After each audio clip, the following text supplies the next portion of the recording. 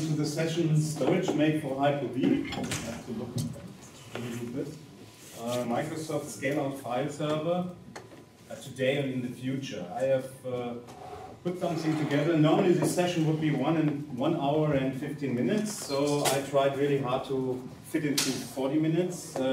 I'm a German speaker. I'm much faster in German than in English, so I hope I give you every information I want to and got through the slides. So let's start.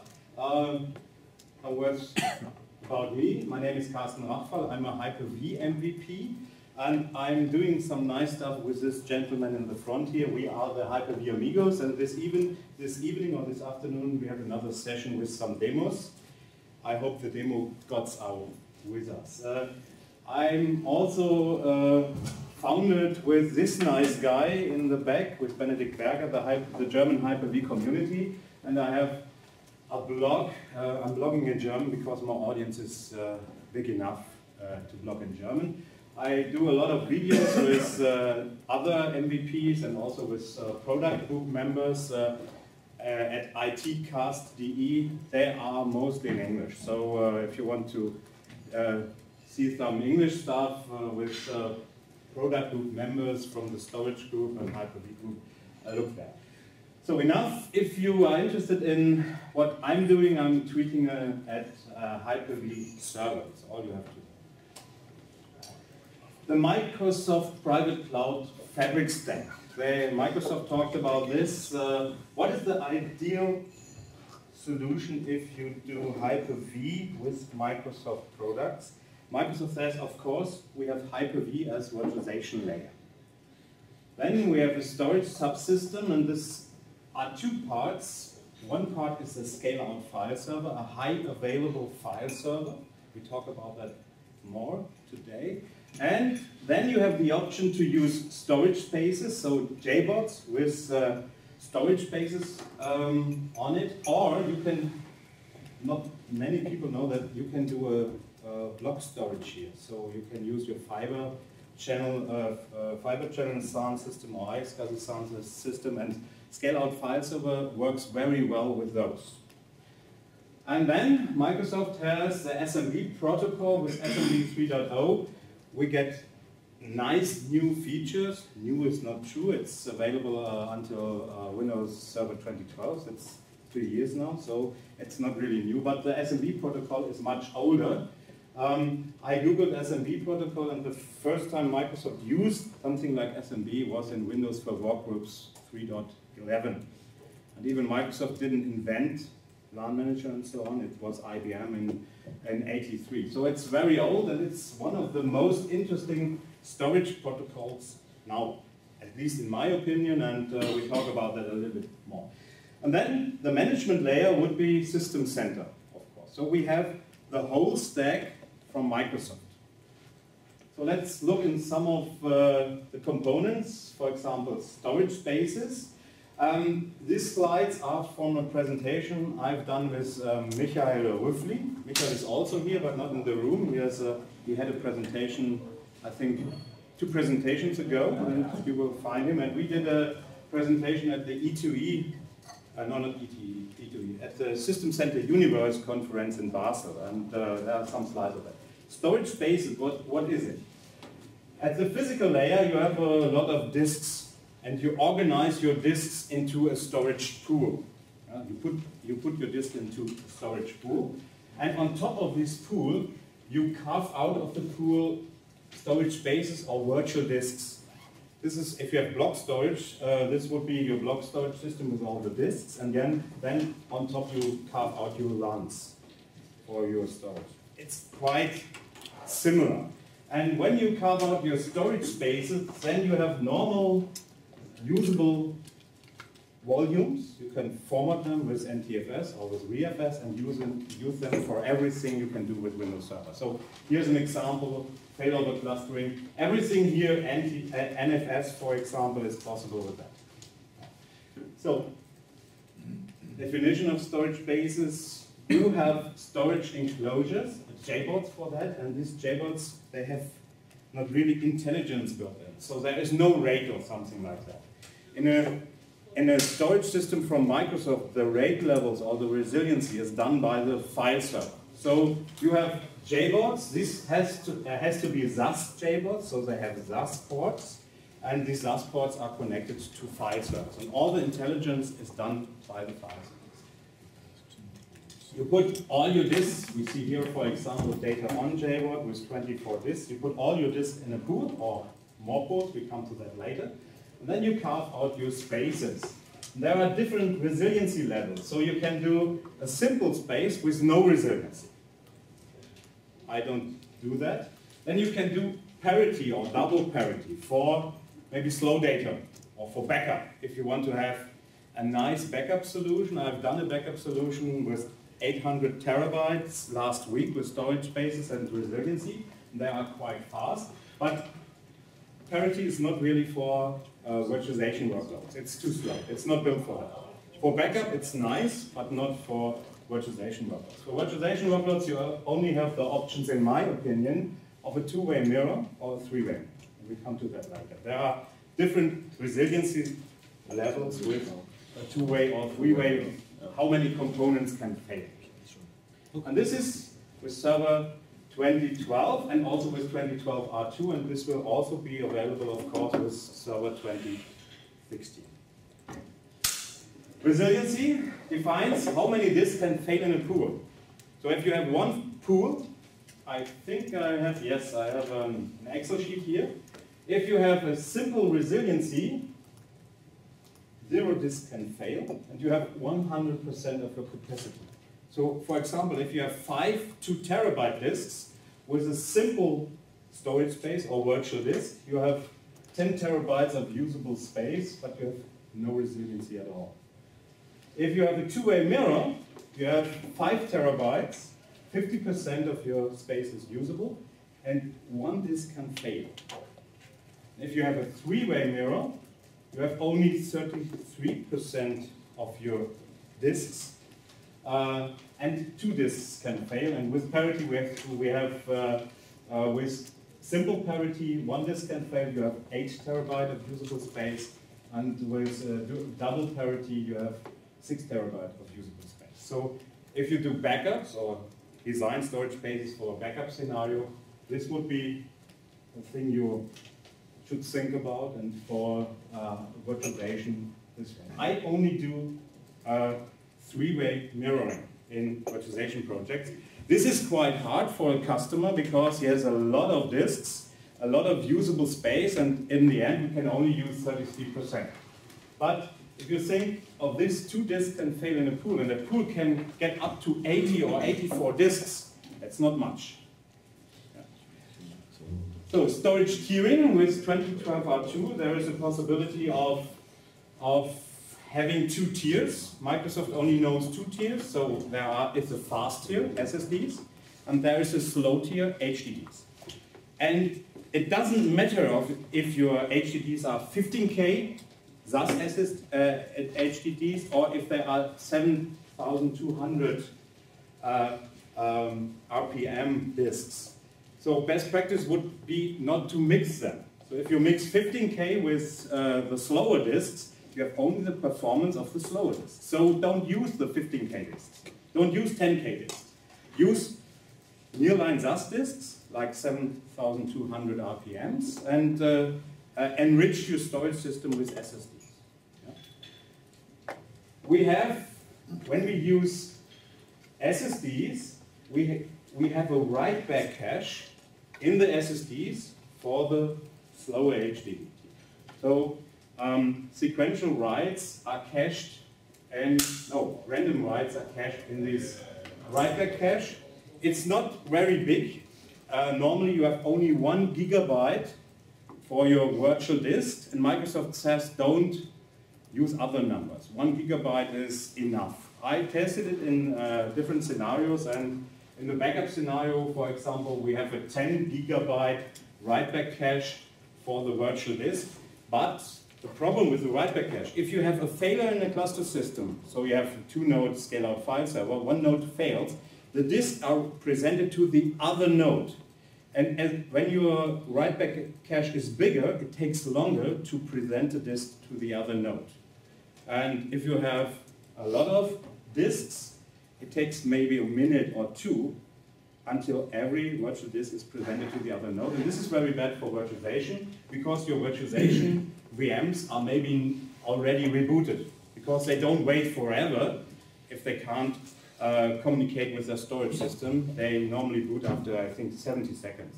You can customize that, but if you don't customize it, your Windows server will reboot after, I think, 70 seconds if he can't get his page file, or even the CDisk. So with storage tiering, if you use it, it's not an online tiering. It's done at 1 o'clock in the morning. And it's done by the task scheduler, so you can tweak it. If you want to have it 4 times a day, you can do that. If you want to have it only every 3rd day or only at the weekend, you can do that. It's up to you. Normally, if you create a storage space with SSD, it's done at 1 o'clock in the morning. This is an animation. We have some SSDs here, some HDDs. The hot data is in SSD, so it doesn't matter how many SSDs you put in your pool. They are always used, all of it. Because you have very hot data, you have hot data, you have warm data, you have cold data, very cold. So it fills up the SSDs always with your very hot data and so on. Everything that fits into the SSDs is put there. Yeah? So it builds up something like a heat map. It looks at the traffic or at the use of your storage and builds up a heat map. And if there are data here, so now Michael is here, I have some of our slides. Hi, Michael. If this data is, if there is data that is more often used than the data in the SSD, it moves it when the auto-tiering process is done.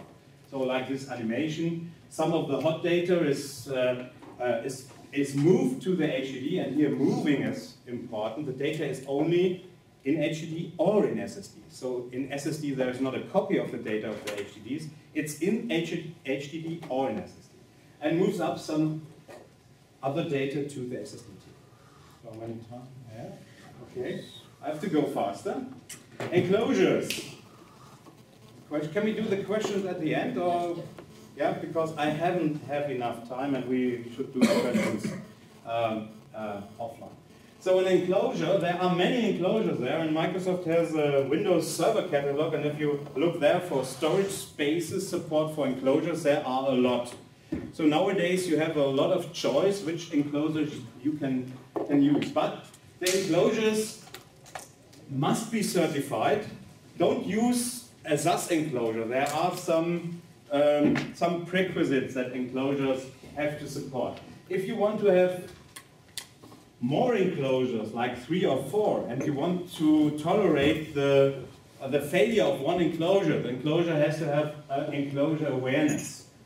So the storage system knows this disk here is in enclosure 1, and if I use, for example, a 3-way mirror, the second block is not put in the same enclosure as the first block. So this is you need that if you want to have enclosure awareness, and that one enclosure can fail.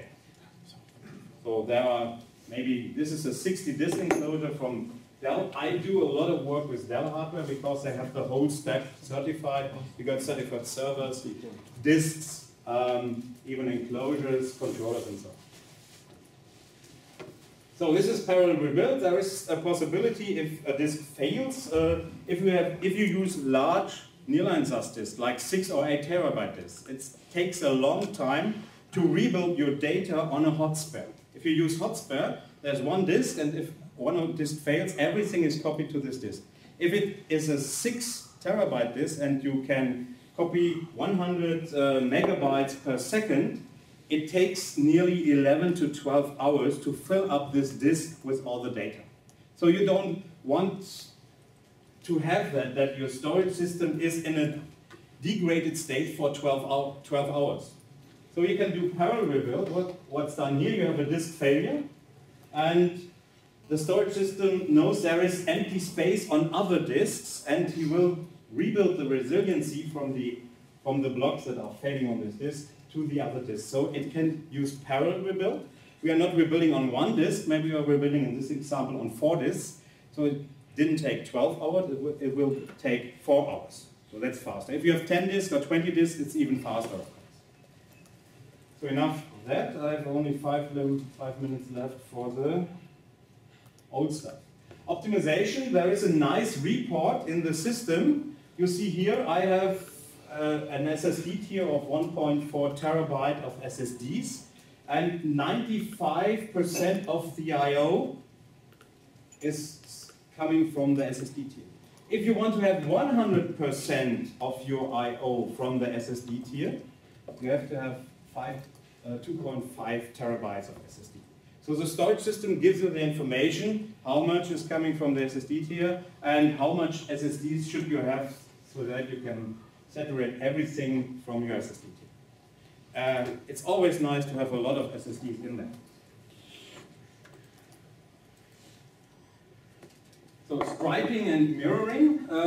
There is something in Storage Basic, it's called column count, and it's very important for your slow disks. How many disks can be used in parallel for writing data, for example. And we have now 2 data columns, and we have a two-way mirror. So if there is a big block written to the storage space, it can be written to both. So 256 kilobyte blocks are written to the first 2 disks. It's the same, it's a two-way mirror, so we have to write the data twice. And the second half, the 256 kilobytes, are written to another pair of disks. And we do that with more data. And there are some numbers, how fast can your storage system be. Max read performance is columns multiplied by copies and multiplied by the single performance of a disk. So if you have a lot of columns, you can read very fast from the storage system. With the write performance, it's only columns multiplied by the performance of one of those disks. So I have a question I always get, how to size storage spaces. So let's assume some things. How much capacity do you need? Is one question. Which resiliency level do you want? Two-way mirror or three-way mirror?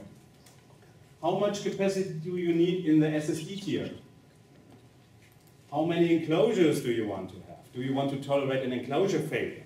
Or maybe you only need one enclosure. In our company we have 2 storage spaces systems, so we have 1 enclosure systems.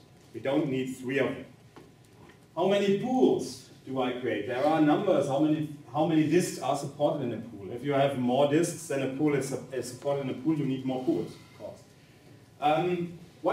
What column count do you want to use in your system? More column count would be better. The size of the disk you use, the size of the SSD you use.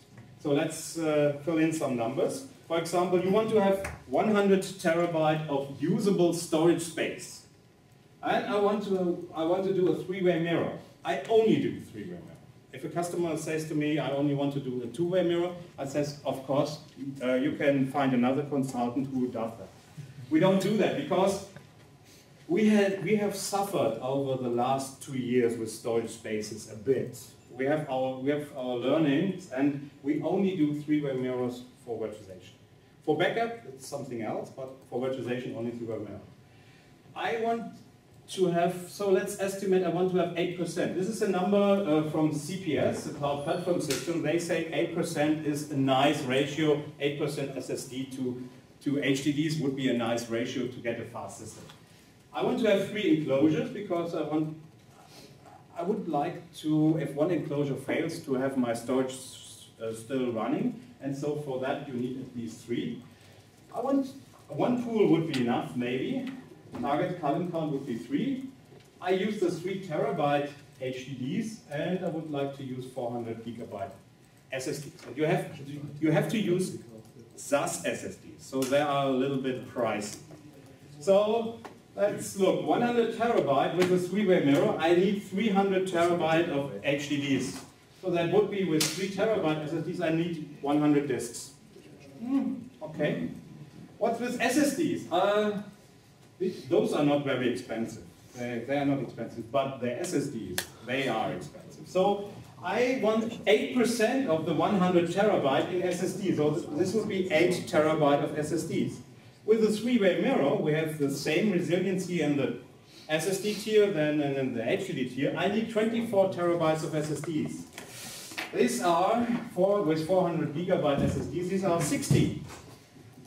60, well, maybe I use the bigger ones, the 800 gigabyte SSDs, so we can correct this. I only have 30 SSDs. They are more pricey than the 400 gigabyte SSDs, but I take those. Who's the vendor for SSDs? Sorry to interrupt. You have some Seagate, Toshiba, Samsung. Michael, you use the HGST, the Hitachi ones, SSDs? So in other words, it looks like Intel basically is your fundamentally... No.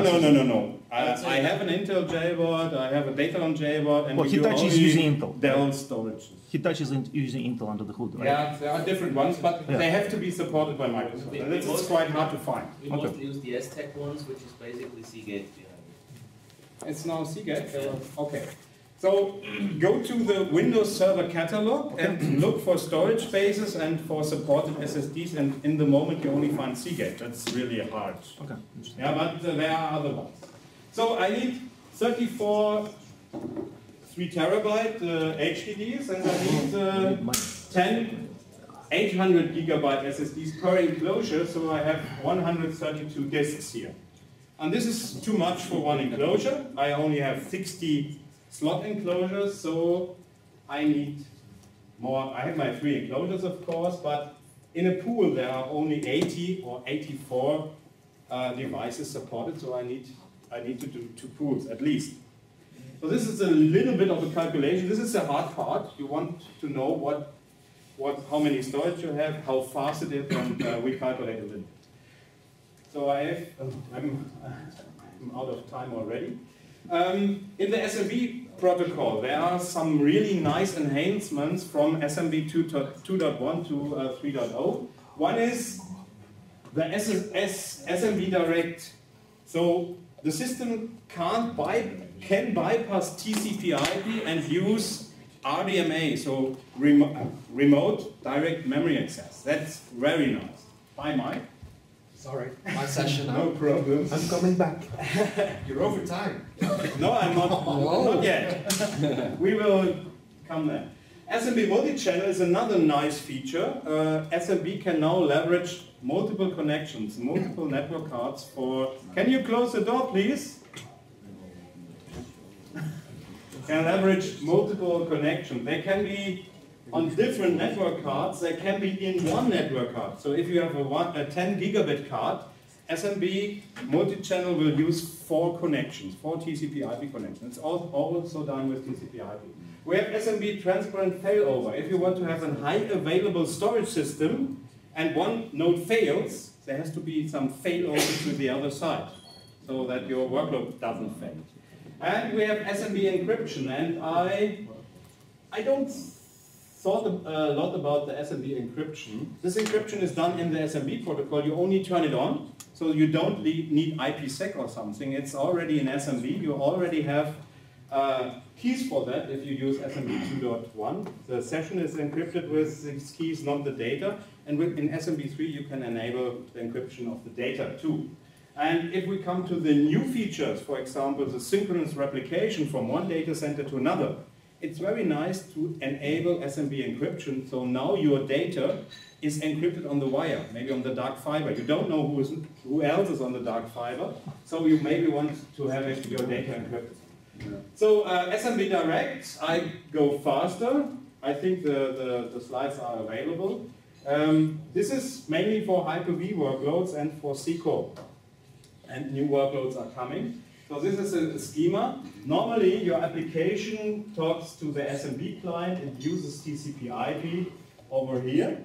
And if you have 2 RDMA cards, it can bypass the TCP/IP stack and directly use the features in the RDMA card. What are the advantages? We have very low latency. Low latency like in fiber channel or better. and you have not very much CPU usage in your system.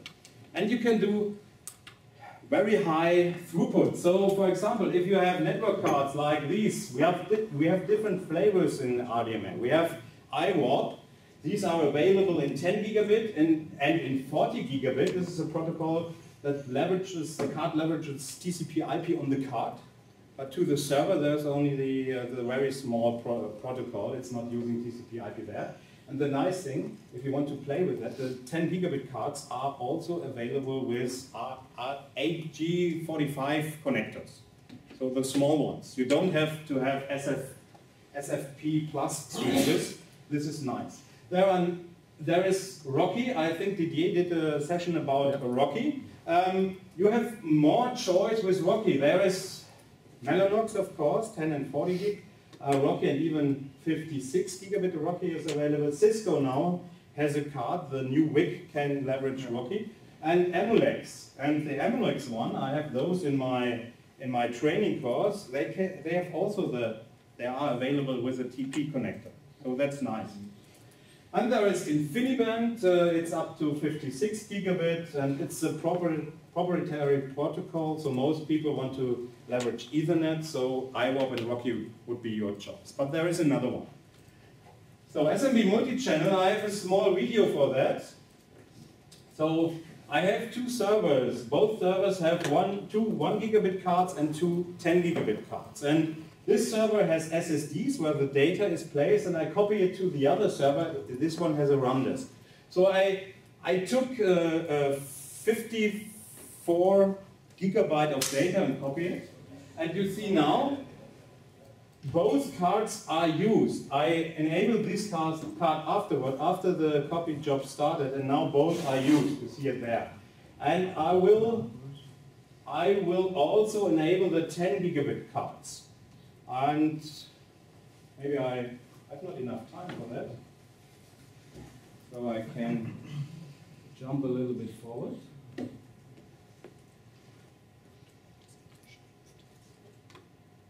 So I enable both cards.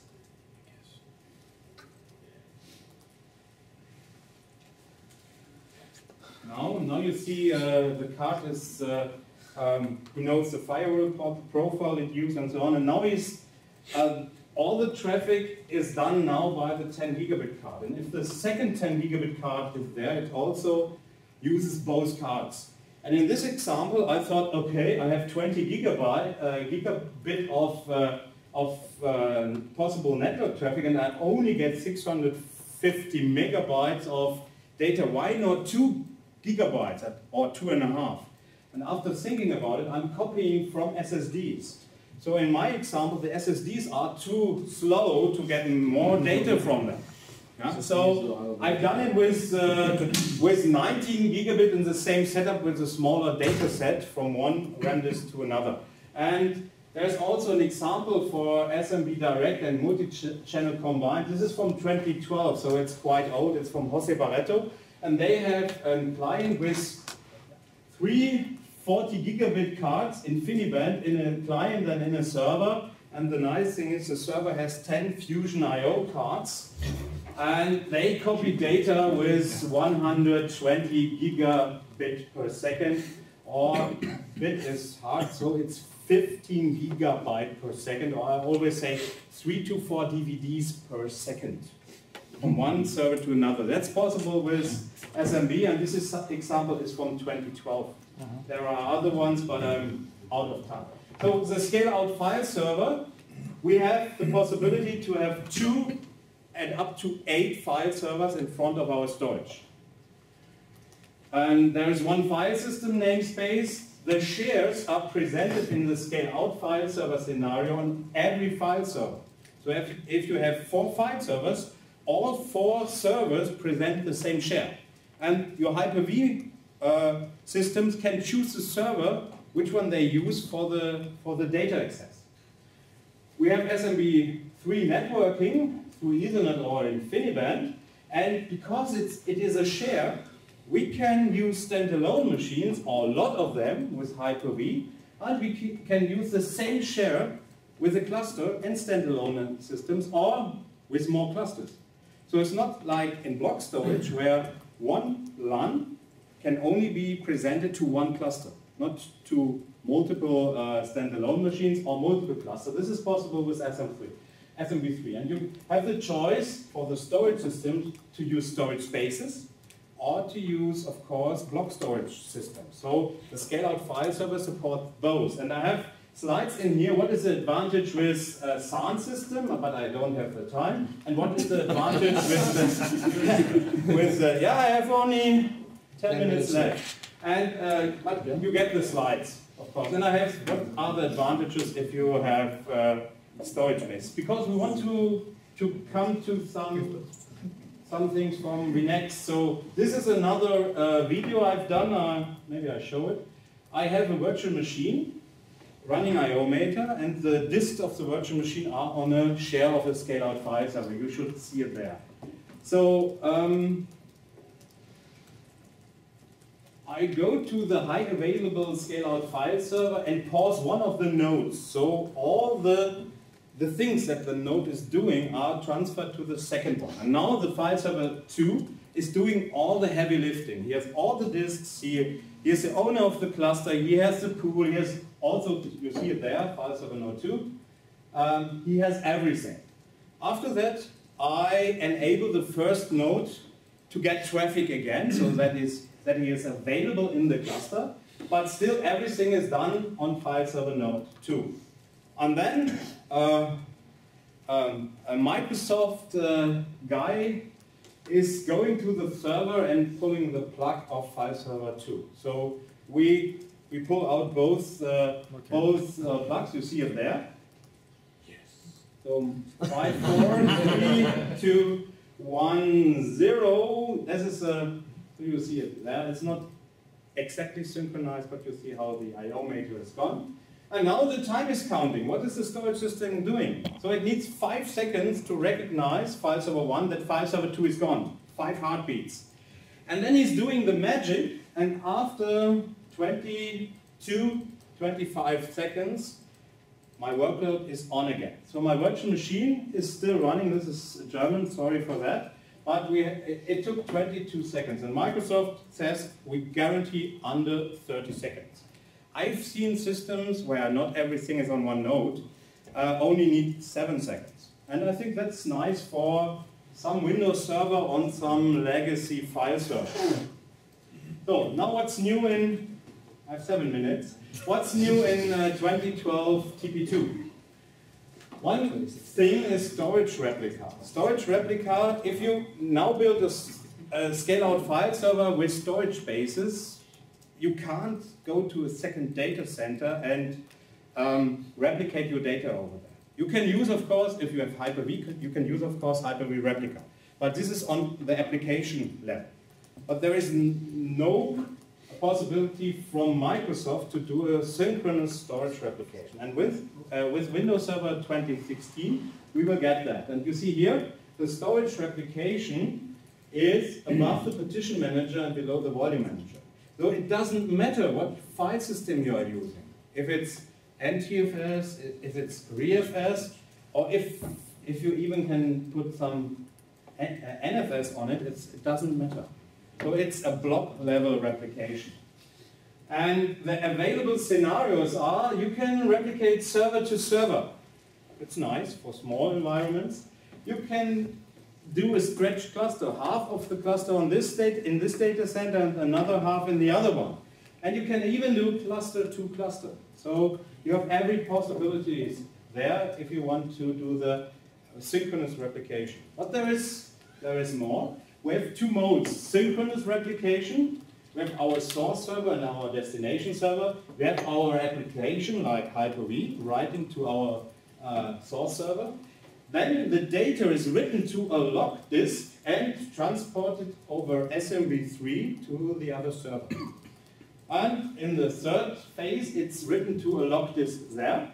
And the acknowledgement is done from the destination server to the source server. And he can acknowledge the successfully write to the application. And after that, the data is written to the normal disks. So the lock disks should be SSDs. They should be as fast as possible. You see it here. The round trip time must be below 5 milliseconds, and you should use for the log disk, you should use SSDs. So your storage system is as fast as possible. If you don't have the 5 milliseconds round trip time, there's another possibility, it's the asynchronous replication. It works like the synchronous replication, but, so my application writes some data, it's written to the log file, and then you get the acknowledgement at once. So it's even faster than the synchronous replication. Then the data is transferred over to the destination server, written to the SSD on that side, and acknowledged to the source server, and then the data is written to the disks. So it's the same mechanism. The replication is done at once, not every 1 hour or every 15 minutes, but you don't have the guarantee that the data is written to the other side. But it will work. So, shared nothing storage spaces. This is the great one. We have now, this is a concept, HyperV cluster, SMB3, we have our Scaleout file server with our JBots. So with, and in Windows Server 2016, we can do the following. The JBots are gone, and we use local disks in the Scaleout file server, so in the servers for our data. And the replication is done over the Ethernet, not over the SAS bus. So we need a fast SAS bus, but the important thing is you can use SATA devices because only this server uses these disks. So there is not SAS needed, not 2 servers are using the same disks. And you can even leverage NVMe cards. This is flash storage in the PCI bus. You can use that. And it's easy extensible. If you need more space, you add a 5th server, a 6th server. Up to 12 servers are supported in TP2. So we have large disk pools. We can have 240 disks in this scenario in one pool. And a nice thing, we get rebalancing. So if we add a 5th server, the data is rebalanced over all 5 nodes. The 4 nodes are full. You add another one. It's not only used for new data, but the data is rebalanced overall, and you get all the performance in your system. And you manage that with PowerShell or System Center. So high availability in the failover cluster. You have fault tolerance on the disk, enclosure, and server level. And the main scenarios are HyperV. And with the Ignite conference in May last month, Microsoft announced that they will support hyperconverged. So now you even can put HyperV on this system, and you have your storage and your hypervisor in one system, or in one cluster. So, and my time is up. Another thing, the last thing I have is distributed storage course. If you want to guarantee your minimum bandwidth, storage bandwidth, and your maximum storage bandwidth, there is a possibility now in Windows Server 2016. You have a policy manager in the Scaleout file server, and you can now say my database gets guaranteed 3,000 IOPS, and the other systems are throttled if you don't have the IO. So there are many possibilities here. We have different bandwidth policies. You apply policies to disks or to VMs or even to a customer. You can say, I have a policy for my customer. My customer gets guaranteed 4,000 IOPS, and all the VMs that belongs to this customer have altogether 4,000 IOPS. So this is nice. And we have different levels. We have the minimum is lower than the maximum. So you have a range in which the I/O is done. You can even this. I had first some problems to understand why the minimum is equal to the maximum, but you see it here. You have a very nice usage of your storage. That's possible with that. Of course, if your application needs the IOs. If your application don't need 100 IOs, it don't get it. If it only takes 5 IOs, it will not be lifted onto 100 IOs. It don't need it. So then we have minimum only, so you can guarantee storage for your workloads. And of course, there's maximum only. You can limit it to a maximum. So this is all I had. Questions? I have 4 seconds left. Feel free. So how much? But I'm around, of course. One question. there's some kind of data locality, so if one of the servers accesses data, then the data becomes local to that server. Can you repeat the first part of your question because I didn't understand it? Is there some kind of data locality technology that puts the data which is read on the local data? So if the data is on another server, it's pulled locally and moves around. You mean in which scenario? With the shared, what's called shared nothing? No, storage spaces direct scenario with the servers, or which one did you mean? What's your question? Yeah, so if the storage is like all the local disks of each server. Yeah. So this one. Yeah. No, in this one you always leverage a ReFS, a new file system, and you always use in the moment three-way mirror. So your data is always on 3 servers you block. This may change in future versions of the server is accessing the data. Does the data move to the 4th server? Yes. okay, if you add a server, this is a rebalancing. I had it on the slide before that. So if you add a server, it's rebalanced to the data is spread over all servers.